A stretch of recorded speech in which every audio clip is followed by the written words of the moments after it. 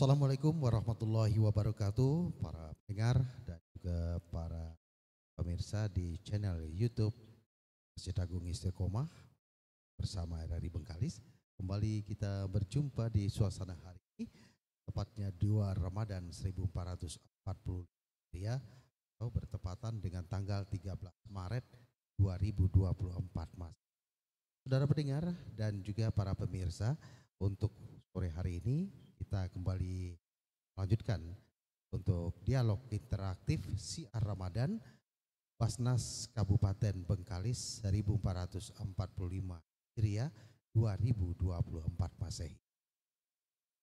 Pendengar kaum muslimin dan kaum muslimat, tentunya hari ini merupakan hari kedua kita melaksanakan ibadah di bulan suci Ramadan. Insya Allah pada hari ini kita akan memasuki nanti waktu berbuka puasa pukul 18 lewat 27 menit waktu Indonesia Barat. Dan pendengar, untuk suasana petang hari ini pukul 17.30 kembali dari Masjid Agung Istiqomah Bengkalis ini, saya Muhammad Iqbal akan memandu Anda untuk bersama lewat dialog interaktif pada petang hari ini bersama Basnas Kabupaten Bengkalis. Bersama kita di suasana sore hari ini narasumber kami juga sudah hadir di Masjid Agung Istiqomah, dan juga buatnya kaum muslimat yang ada di Istiqomah ini juga semoga saja dalam keadaan sehat walafiat dan selamat menjalankan. Nah, baik, kita langsung saja kepada perkenalan narasumber kita pada petang hari ini, Bapak Haji Amrizal. Beliau ini merupakan Ketua MUI Kabupaten Bengkalis. Assalamualaikum Pak Ustadz. Waalaikumsalam warahmatullahi wabarakatuh. Bagaimana kabarnya hari ini? Alhamdulillah sehat, baik Iqbal. Ya, kalau kita lihat di sini kita sudah memasuki hari yang kedua di bulan Ramadan 1445 Hijriah. Nah, mungkin suasana memang terasa berbeda pada hari sebelum Ramadan. Pas masuk Ramadan itu panasnya luar biasa. Mungkin ini satu cobaan ya. Memang kebetulan juga ini kita memasuki musim panas ya, kering, dan ini tentunya kewaspadaan juga masyarakat Bengkalis untuk tetap berhati-hati. Di sini mudahnya lahan-lahan terbakar. Baik Pak Ustadz, pada petang hari ini kita akan berbincang sedikit ini. Bincang kita sampai pukul 18 lewat 15 menit ini ya. Lumayan lama juga ini ya berbual kita ini sambil cerita petang. Dan buat pendengar kita di rumah, mau dengar aja, tak usah sambil ngopi gitu, tak usah sambil makan dulu, ya santai aja berbual. Nanti bisa menghubungi kami melalui telepon juga di 823 88364742 ya, yang mau bertelepon interaktif nanti. Petang hari ini kita mengambil tema tentang zakat, infak dan sedekah, solusi kesejahteraan umat. Nah, ini ada tiga jenis ya, zakat, infak, kemudian sedekah. Nah, sebelum kita mengetahui apa solusi untuk kesejahteraan, perlu mungkin Pak sampaikan dulu zakat, perbedaan infak dan sedekah ini. Mungkin Pak Ustadz bisa jelaskan sedikit tentang gambaran tiga jenis ini. Baik. Assalamualaikum warahmatullahi wabarakatuh. Alhamdulillahirrabbilalamin. Wassalatu wassalamu ala ashrafil anbiya wal mursalin wa ala alihi wa sahbihi ajma'in, amma ba'du. Baik, Pak Iqbal, pada petang hari ini kita akan membahas tentang zakat, infak, sedekah, solusi kesejahteraan umat. Secara sederhana, zakat, infak, sedekah itu merupakan pemberian kepada orang lain berupa harta atau lainnya dengan maksud untuk wujud dari rasa kepedulian dan kasih terhadap sesama, atau ekspresi kebahagiaan dengan berbagi, atau untuk bantu beban. Dan hanya saja perbedaan istilah ini itu memiliki konsekuensi secara hukum. Jadi ada yang wajib, dan ada yang sunat saja. Kalau zakat misalnya itu yang wajib, aturan mainnya. Tapi kalau infak, sedekah itu tidak terikat oleh waktu dan besarannya pun bisa kita berikan tergantung kesanggupan dan kemampuan. Bahkan di dalam Al-Quran ada pula istilah sedekah wajib dan sedekah wajib. Di ayat yang mengatakan innamas shadaqatu lil fuqara wal masakin ila akhiril ayat, sedekah di situ dimaksudkan adalah zakat. Saya kira itu atas pengertian Iya. sementara. Ini ada 3 pengertiannya, semuanya itu tadi seperti Pak Ustaz sampaikan ini merupakan pemberian ya atau sedekah berbentuk harta benda, kemudian baik itu berupa uang ataupun berupa benda-benda yang bisa dimanfaatkan oleh orang lain. Nah, sekarang ada solusi ini, solusi kesejahteraan umat. Kalau kita kaitkan dengan zakat, infak, sedekah ini ada untuk kesejahteraan umat. Nah, sebenarnya dari mana kita melihatnya? Apa yang menjadikan ini sebagai kesejahteraan bagi umat? Kan saja umat muslim, mungkin umat yang di luar dari non muslim pun juga dapat menikmati ini. Nah, bagaimana kira-kira Pak Ustaz? Baik, sebelum saya menjawab itu, saya ingin berikan pengantar terlebih dahulu. Ada 2 fenomena problematik ya, yang terjadi di kalangan umat Islam hari ini dalam kaitannya dengan amalan keagamaan.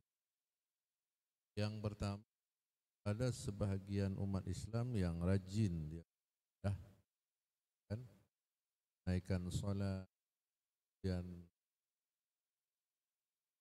baca melakukan puasa-puasa, laksana haji dan umrah, tapi rasa tanggung dan kepeduliannya terhadap orang-orang yang lemah secara ekonomi minim sekali. Mereka itu sanggup dia menangis kalau mereka beribadah dan bermunajat kepada Allah Subhanahu. Kalau kita lihat orang-orang pergi haji, pergi umrah itu di saat mereka tawaf berada di pintu Ka'bah berurai air. Tapi tatkala mereka yang berada dalam dan kemelaratan, tidak ada sedikit pun rasa kerisauan dan kegundahan mereka melihat kondisi itu. Padahal surat Ar-Ma'un kan ara'aital ladzi yukadzibu biddin fadzalikal ladzi yad'ul yatim wa la yahuddu 'ala. Tahukah kamu orang yang mendustakan agama? Siapa mereka itu? Fadzalikal ladzi yad'ul yatim, mereka itu menghardik anak-anak yatim, wa la yahuddu, tidak anjurkan untuk memberikan makan terhadap orang-orang miskin, artinya memperhatikan kondisi orang miskin. Dan dalam sebuah riwayat misalnya dikatakan laisal mu'min alladhi yasma' wa jaruhu ja'i ila janbihi, bukan orang yang beriman. Jadi walaupun rajin puasa, berkali-kali menunaikan ibadah haji dan umrah, itu belum beriman. Alladhi yasba', manakala dia berada dalam kekenyangan, dalam keadaan kesenangan, antara tetangganya itu berada dalam kelaparan, ke lambungnya sedang dia mengetahui. Ini pertama poin. Pada sisi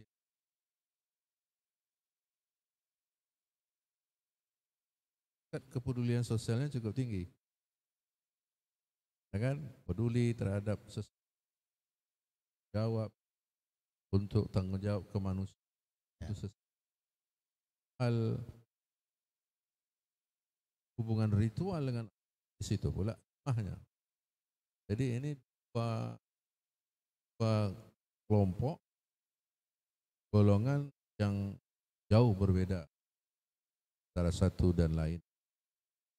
Padahal kita harus menekankan kedua aspek itu.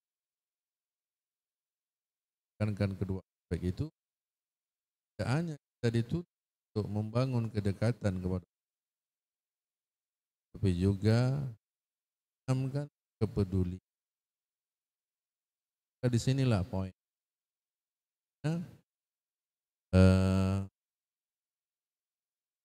Bahkan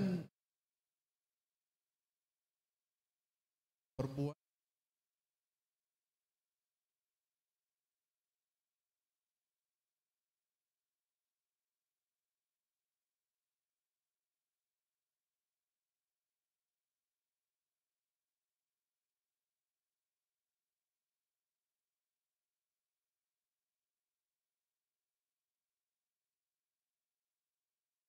Wajib ya hukumnya ya.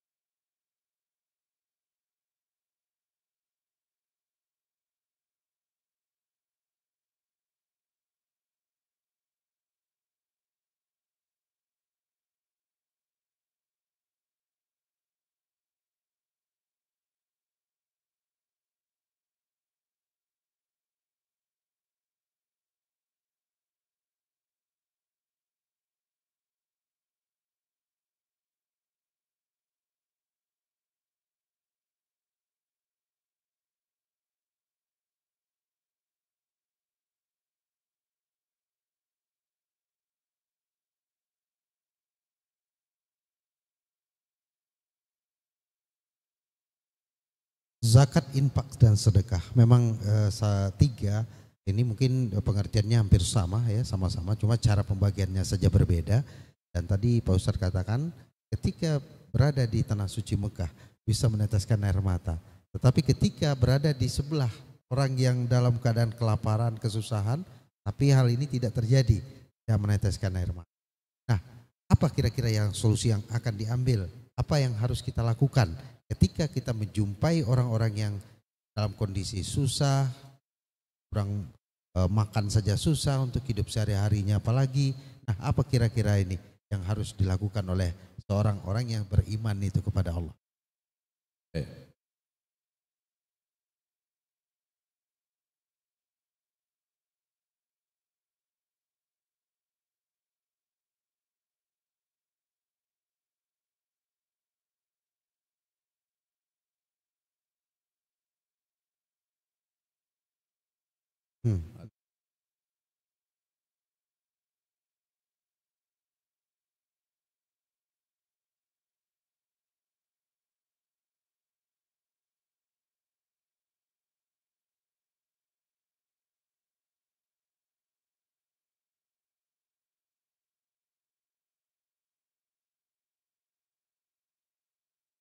dia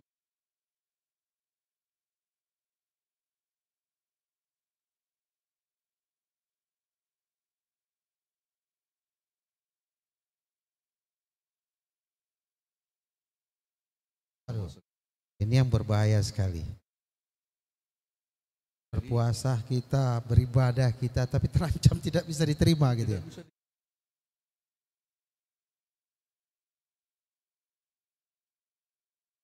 Kita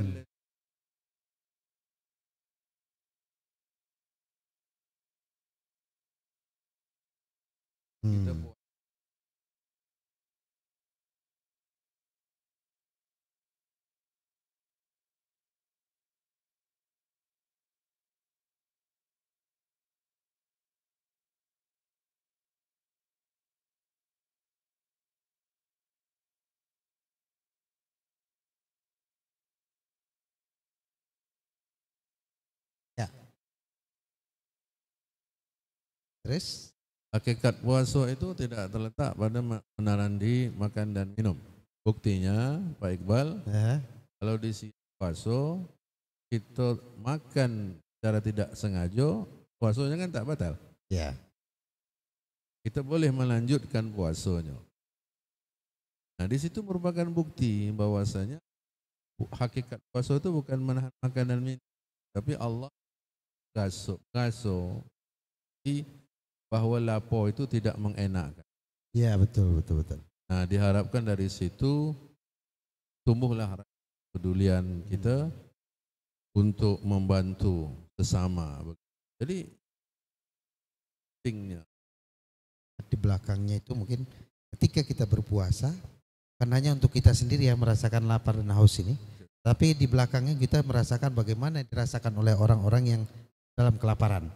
Masih alhamdulillah kita ini sendiri berpuasa pagi, siang, sampai saat berbuka, malam ada yang dimakan. kan, Sementara mereka kebetulan sampai malam juga belum tahu ada yang dimakan. kan bahkan kita puasa masih sempat berpikir apa menu perbukaan petang. Masih sempat kita berpikir. Sementara orang-orang yang susah itu, jangankan untuk berbuka, sahur pun belum tentu ada. Iya, Gitu. tahu ada yang mau jadi dimakan. disinilah rasa itulah yang harus dibangun, yang salah satu pintu masuk impak dan sedekah begitu. Jadi kalau memang itu ditunaikan, paling tidak kita sudah bantu meringan beban dan penderitaan saudara-saudara kita. Syukur-syukur Pak Iqbal, Ya. itu bisa meningkatkan kesejahteraan mereka. Baik para pemirsa dan juga para pendengar RRI, kita akan lanjutkan kembali perbincangan zakat, infak dan sedekah solusi ke ini setelah pesan-pesan berikut ini.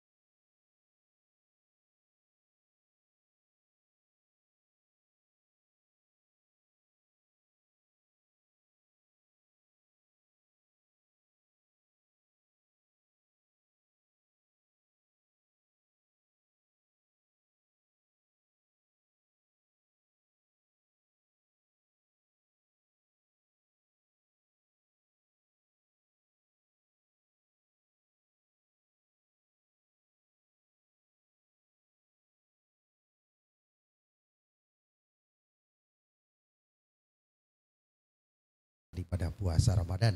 1445 Hijriah di hari yang kedua Ramadan, tepatnya 2 Ramadan 1445 Hijriah atau 13 Maret 2024 Masehi.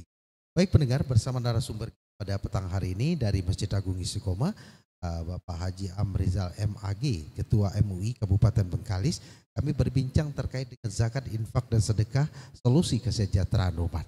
Baik, kita langsung saja kembali ke Pak Ustadz. Pak Ustadz, di sini ada tadi Ibu seorang pendengar kita yang menanyakan, Assalamualaikum, dari Ibu Meli ya. Meli, Pak Ustadz, bagaimana harta kita seperti mobil pribadi, apakah termasuk kekayaan yang dikenakan zakat? Itu dia. Ada pertanyaannya. Ya, ada telepon yang masuk, silakan diterima, kita terima dulu. Assalamualaikum warahmatullahi wabarakatuh. Dengan siapa Bu? Di mana? Ibu?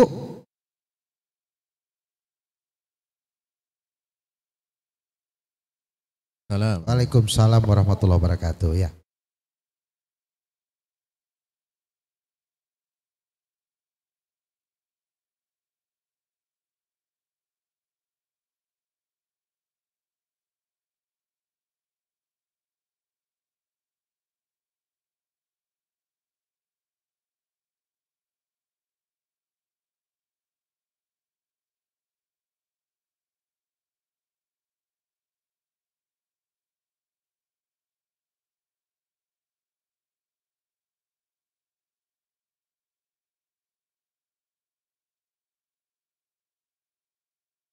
Waalaikumsalam warahmatullahi wabarakatuh. Walaupun sedikit agak samar-samar nih dan saya nih Pak Ustadz. Mungkin Pak Ustadz bisa dengar langsung tadi?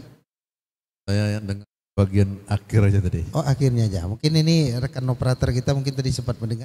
Pertanyaannya kira-kira tadi apa? Yang pertama. Fakir. Oh, yang dikatakan fakir ya, termasuk fakir miskin gitu ya. Kemudian yang kedua? Ya, Pak Ustadz tadi yang kedua. Oke, silakan Pak Ustadz. Sejalan tadi dengan apa yang ditanyakan dari pihak WA.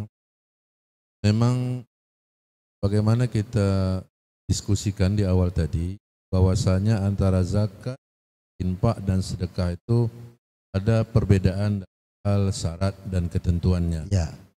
Kalau memang zakat tentu ada haul dan nisabnya. Haul itu ketentuan batas waktu kapan seseorang itu harus menunaikan zakat.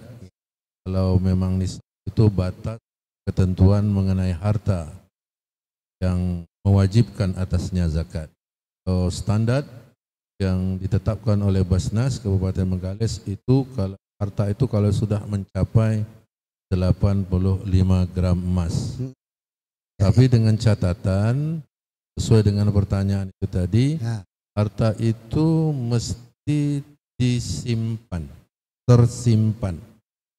Misalnya kita memiliki emas itu disimpan.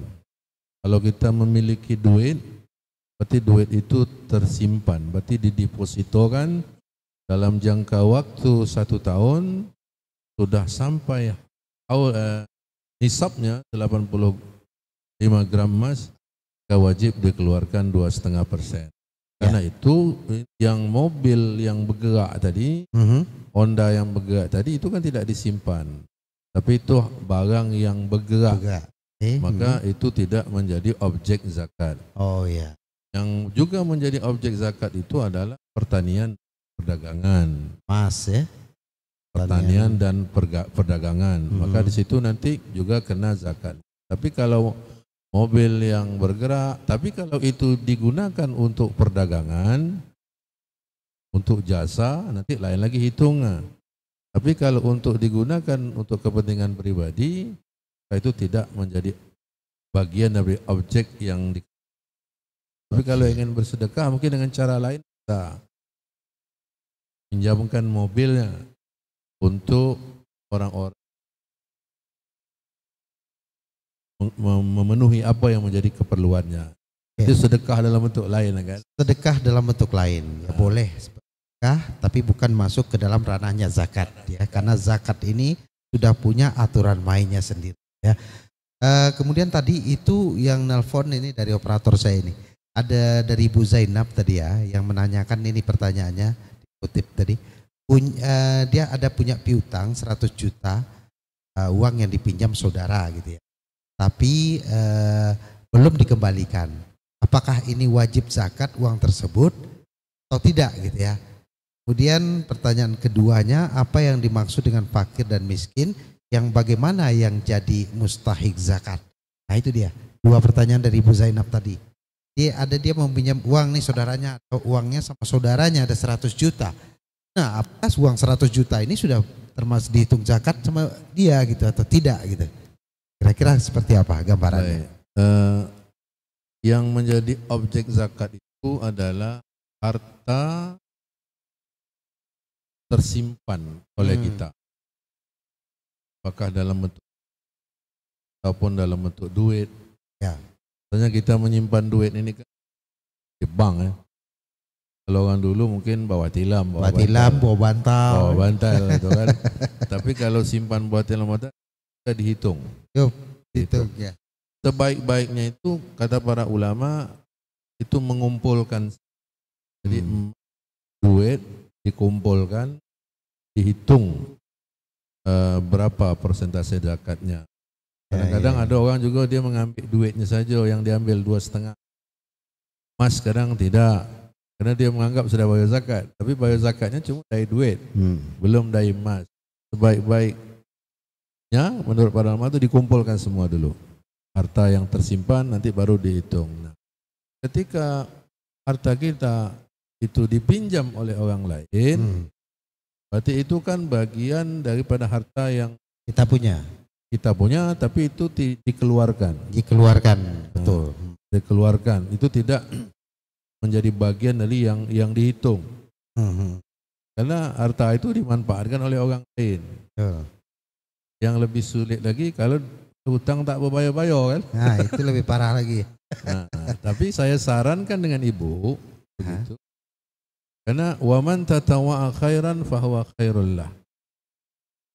Jadi duit yang dipinjamkan kepada orang lain itu tidak ada salahnya dihitung menjadi bagian daripada harta kita yang dizakat. Mudah-mudahan dengan kebaikan kita tadi itu Allah tolong kita lembutkan hati orang yang pinjam duit kita tadi untuk mengembalikan zaman. Tapi ini wujud daripada berbuat baik. Ya, kan tidak salah juga ya kalau mau dihitung. Dihitung saja 100 juta yang keluar itu dihitung saja. Jadi totalitas jumlah yang harus dizakatkan. Mudah-mudahan dengan kebaikan kita itu Allah ketuk pintu hati orang yang itu balikan uangnya. Itu yang untuk pinjaman. Ya. Oke. Kemudian tadi fakir dan miskin. Fakir dan miskin. Memang banyak definisi yang digunakan oleh para ulama fakir dan miskin ini. Tapi sederhananya beginilah. Kalau miskin itu, kalau fakir itu ma laisa lahu mal wala kasab. Tidak punya dan tidak punya. Jadi dia kadang dapatkan sesuatu tapi memenuhi apa yang menjadi kebutuhannya.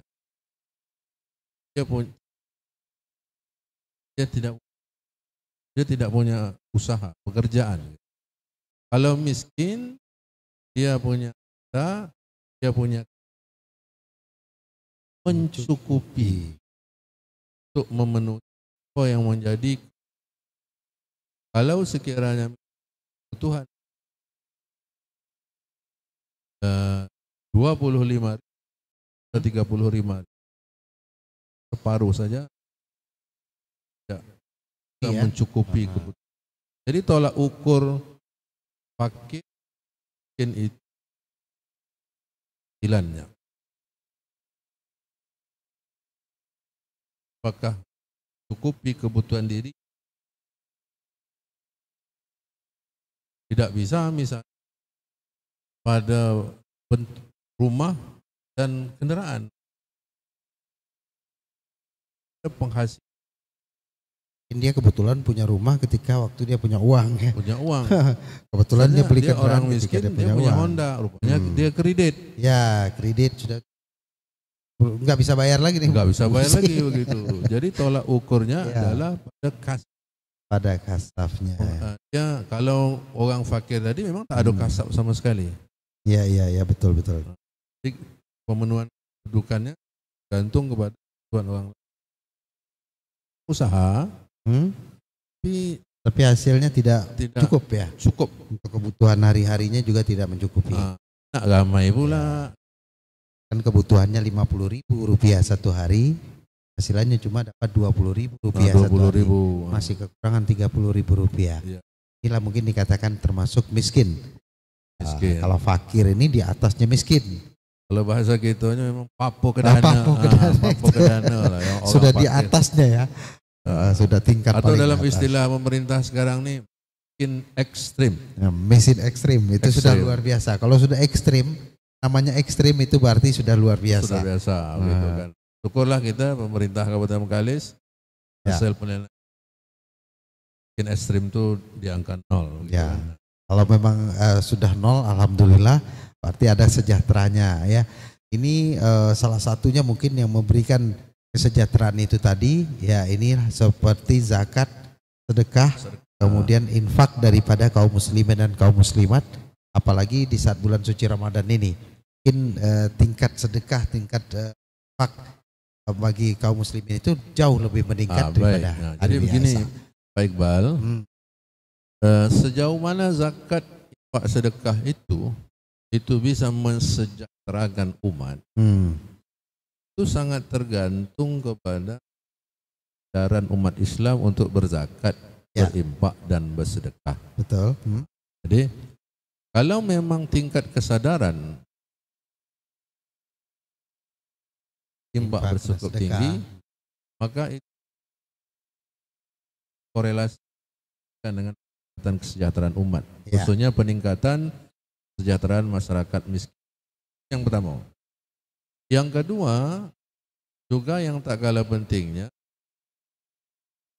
infak dan sedekah itu terdistribusi secara adil, merata dan tepat. Itu sebabnya bayar zakat atau berimpak, bersedekah itu adalah kepada lembaga resmi. Jadi jelas. Juga jelas. Kita berzakat di Basnas Kabupaten Bengkalis contohnya. Sehingga Basnas tahu dia peta orang-orang fakir dan miskin. Dan dia melakukan survei, ini layak atau tidak. Kalau zakat tidak, maka zakat itu tidak akan terdistribusi secara adil dan mengatur dan tepat sasaran. Misalnya kalau saya nak berzakat, tentu saya lebih condong kepada orang miskin saudara saya. Iya betul. Ya kan? Sementara orang miskin, orang saudara orang sebelah, tidak saya perhatikan. Jadi kan timpang dia. Nah, harus melalui jalur resmi, lembaga resmi dalam hal ini. Ya, kebanyakan kita juga ketika nanti juga saat membayar fitrah ya pada suasana Idul Fitri, itu kan ada yang langsung gitu ya, langsung kepada saudara kita, tidak melalui amalnya gitu ya. Ya ini kan kadang-kadang timpang ya. Kan sebelah tetangganya juga ada, tetangga kita juga ada padahal susah, tapi karena tidak keluarga ya tidak kita kasih gitu. Ini anjurannya gimana?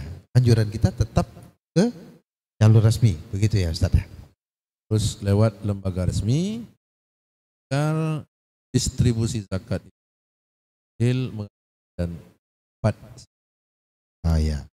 Jadi kalau begitu memang kondisinya sudah tepat sasaran begitu ya. Baik, kita break sejenak para pendengar. Kita akan kembali setelah pesan-pesan berikut ini untuk segmen terakhir mungkin bersama kami akan memberikan kesimpulan terhadap apa yang disampaikan pada Kita kembali setelah pesan berikut.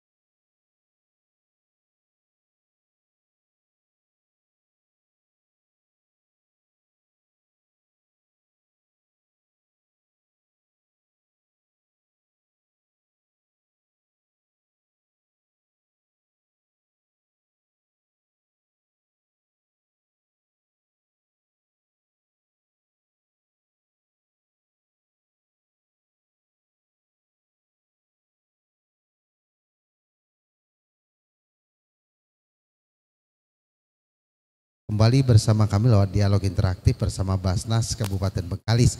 Dan juga selamat sore buat kaum muslimin dan kaum muslimat yang masih setia bersama kami di suasana petang hari ini lewat dialog petang ya. Ini menjelang waktu berbuka puasa, saya masih ditemani oleh Ustadz Haji Amrizal MAG, Ketua MUI Kabupaten Bengkalis. Tadi kami berbincang terkait dengan zakat, infak dan sedekah, solusi kesejahteraan umat. Tapi di sini ada satu pertanyaan lagi yang disampaikan ini. Assalamualaikum Pak Ustadz, ini ada pertanyaan dari Pak Hasan ya di Bukit Batu. Selamat sore nih Pak Hasan di Bukit Batu, apa kabar nih? Mudah-mudahan kabarnya pada suasana petang hari ini dalam keadaan sehat. Ia menanyakan boleh nggak kita berzakat dengan orang yang mengaji? Pertanyaannya, boleh nggak saya berzakat kepada orang yang mengajar mengaji gitu ya? Boleh atau tidak gitu. Itu mungkin pertanyaannya Pak dari Pak Hasan ini. Silakan mungkin Pak Ustadz jawab dulu. Kemudian juga nih dari Bang apa nih ya, Bang Dewo ya. Selamat sore. Nah mungkin kalau Bang Dewo ingin bertanya silakan diketikkan pertanyaannya melalui SMS, WA dan lain sebagainya. Silakan Pak Ustadz. Baik. Terima kasih Pak Hasan di Bukit Batu. Pertanyaan adalah, bolehkah saya berzakat pada guru?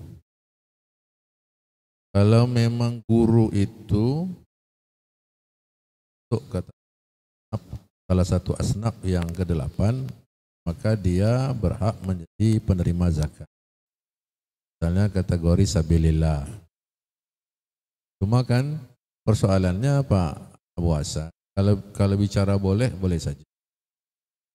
Cuman berangkat tadi daripada konsep pendistribusian zakat secara adil dan merata dan tepat sasaran.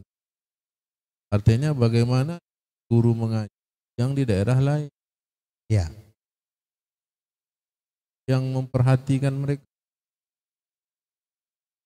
Kalau Pak Hasan tadi ukur dia perhatian kepada guru mengaji, tapi bagaimana tempat lain tidak kebagian. Zakat dia dari Pak tidak Hasan nih. mendapat bagian dari zakat Pak Hasan. Nah, Iya, itulah iya. sebabnya harus mulai lembaga, harus mulai ambil zakat. Baik itu pada tingkat desa, tingkat ataupun tingkat kabupaten. Kalau tingkat kabupaten tentu distribusi zakatnya itu wilayahnya cukup luas. Jadi meskipun bayar dari sudut pandang hukum agama, tapi kalau kita mengacu kepada praktek zakat di zaman Nabi, zakat itu diambil oleh pemerintah, khuz min amwalihim sadaqatan. Jadi perintahnya itu pada Nabi untuk memungut Nabi tetap sebagai pemerintah. Nah, hari ini representasi daripada pemerintah itu ya ambil zakat gitu. Kecuali kalau bab infak sedekah tadi. Nah, itu terserah ya. Itu terserah. Nah, mau langsung, mau tidak langsung gitu ya. Nah, dan mungkin kalau infak sedekah itu bisa saja angkanya lebih besar daripada zakat. Nah, karena kalau dalam hitung-hitungannya dia tidak ada ya. Tidak ada ketentuan berapa besar sedekah. Mau kecil, tapi kalau zakat sudah pas ya. Sudah pas ada ketentuan menyebut kan berapa yang nilai zakat yang harus dikeluarkan gitu. Jadi itu saja saya kira jawaban saya Pak Hasan. Ya baik, kalau ini ada satu lagi pertanyaan mungkin ini yang terakhir ini ya, karena kita punya waktu 3 menit lagi nih. Kalau ada orang yang sudah meninggal terus ahli warisnya ingin berzakat atas nama orang yang sudah meninggal kepada anak yatim dan fakir, apakah dibolehkan Pak Iqbal dan Pak Ustadz gitu ya? Ini zakat atau ini ya, zakat atau sedekah? Tapi kalau di sini pertanyaannya ahli warisnya ingin berzakat atas nama orang yang sudah meninggal. Nah, mungkin Pak Ustadz bisa langsung dijawab. Kalau memang dia zakat ini kan ada ketentuannya menyangkut aul dan nisabnya. Nah, tentu zakat ini kan kewajiban bagi yang hidup. Tapi kalau masih ada tanggungan zakatnya, dan itu kan bisa dikeluarkan daripada ahli waris, ya, sebagai untuk membayar hutangnya begitu kan. Tapi secara umum kalau bersedekah untuk mayit yang sudah meninggal dunia itu para ulama sepakat bahwasanya itu sampai yantafi'u bihi al-mayyit, maka bisa diambil manfaatnya. Nah, itu yang diungkapkan oleh Ibnu Qayyim al-Jauziyah dalam kitab Ruhnya, bahwasanya menghadiahkan pahala bacaan Al-Quran, istighfar, sedekah, maka insya Allah itu sampai dan bisa diambil manfaatnya oleh si mayit. Sama juga dengan badal haji. Nah, badal haji itu juga kita melaksanakan sampai dan bisa diambil manfaatnya. Saya kira itu. Terima kasih. Ya baik Pak Ustadz, nampaknya waktu kita yang memisahkan pada suasana petang hari ini, baik buat pendengar kami di rumah dan juga pemirsa di channel YouTube Masjid Agung Istiqomah Bengkalis. Terima kasih atas kebersamaannya. Mungkin apa yang disampaikan oleh Ustadz Haji Amrizal tadi, ya yang jelas infak, zakat dan sedekah ini bisa memberikan kesejahteraan umat. Ya, dengan cara apa? Ya, berinfak bisa kemana saja, bisa langsung.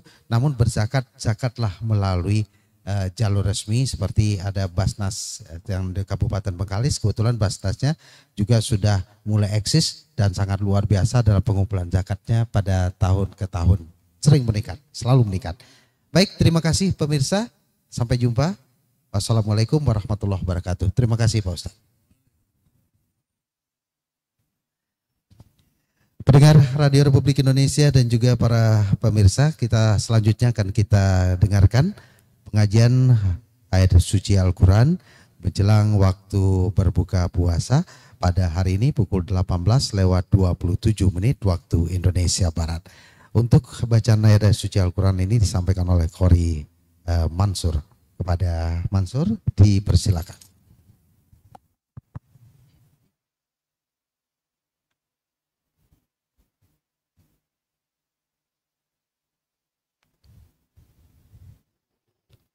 أعوذ بالله من الشيطان الرجيم.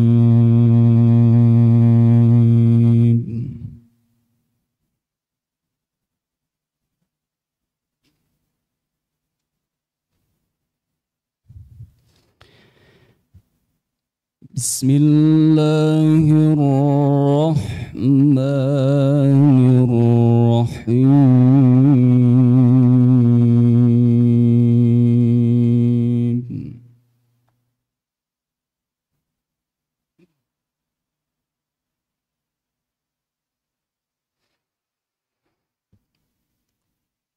وإن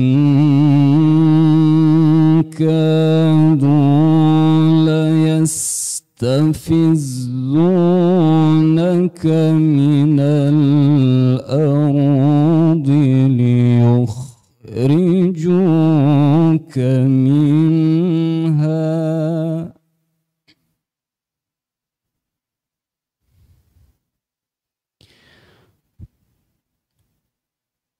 وإذا لا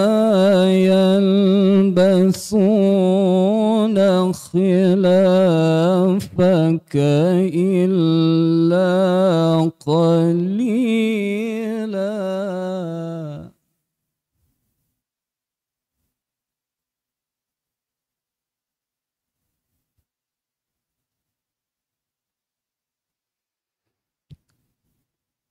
سنة من قد أرسلنا قبلك من رسلنا ولا تجد لسنتنا تحويلا.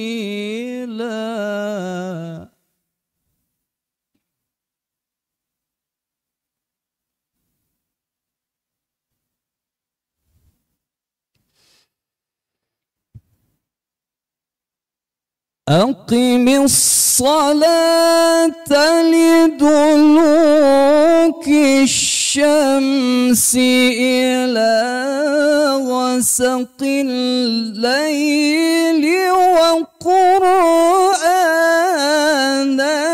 الفجر.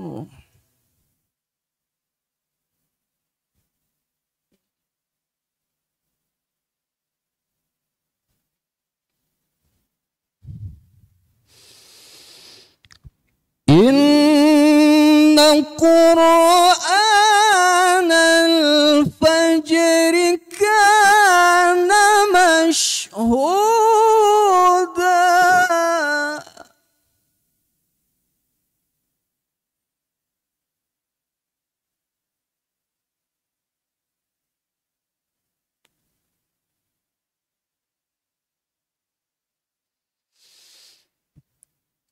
ومن الليل فتهجد به نافلة لك عسى أن يبعثك ربك مقاما محمودا.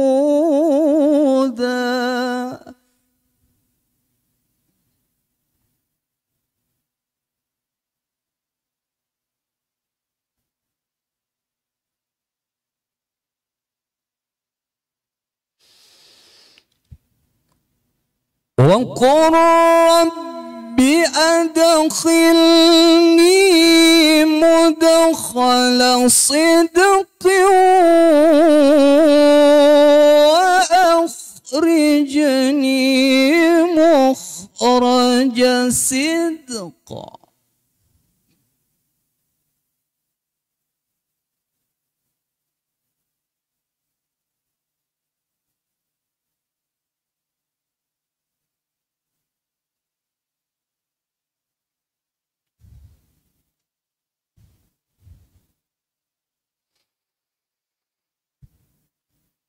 وقل رب أدخلني مدخل صدق وأخرجني مخرج صدق واجعل لي من لدنك سلطانا نصيرا.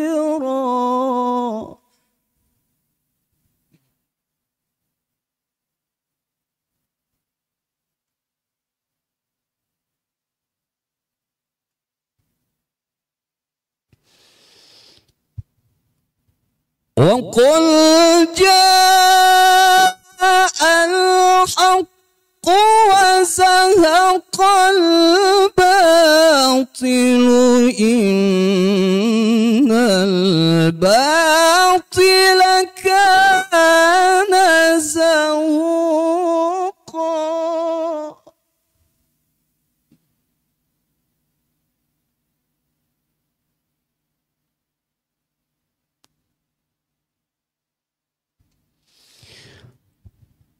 وقل جاء الحق وزهق الباطل إن الباطل كان زهوقا.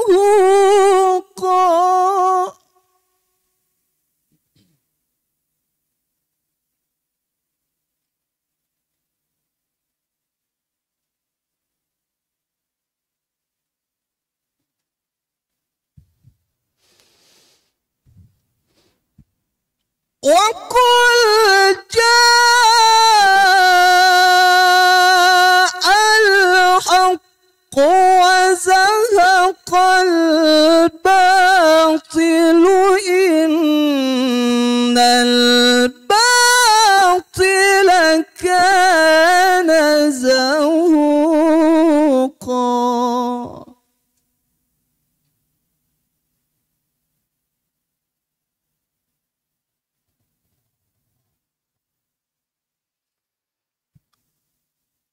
وننزل من القرآن ما هو شفاء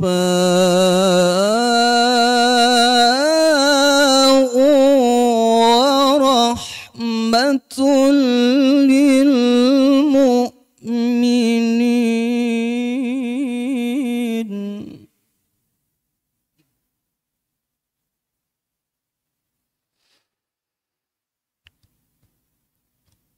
ولا يزيد الظالمين إلا خسارا.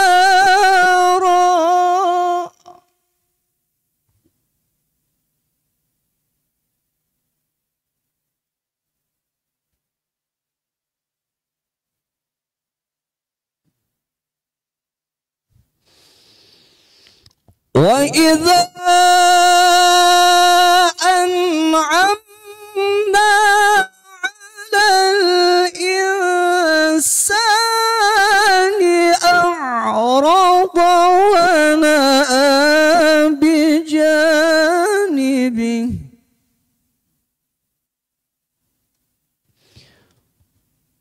وإذا مسه الشر كان يئوسا. صدق الله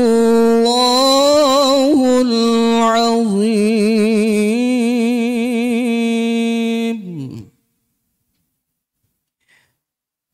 Saudara pendengar kaum muslimin dan kaum muslimat yang saat ini masih mendengarkan Radio Republik Indonesia Bengkalis, sesaat lagi saudara akan kita masuki waktu berbuka puasa pada hari ini pukul 18:27 waktu Indonesia Barat. Terima kasih atas kebersamaan Anda. Selamat menantikan waktu berbuka puasa. Wabillahi taufiq wal hidayah. Wassalamualaikum warahmatullahi wabarakatuh.